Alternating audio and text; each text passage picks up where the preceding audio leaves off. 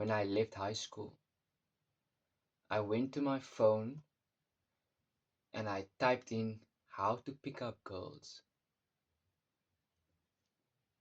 That was the first thing that I remember typing into my phone because I knew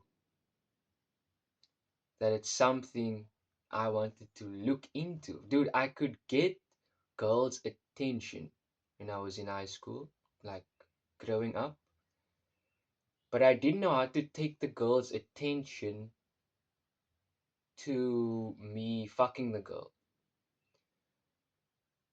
I, it was like a mystery, dude. Like I could get the girls into me if I was seeing them every day, if I was around them, I could get them to like me, but I couldn't fuck the girls.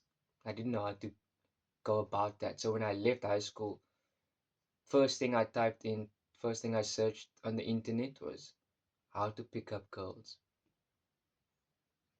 Found like a whole lot of information, blah blah blah. Started going out and approaching girls. Everything I've learned,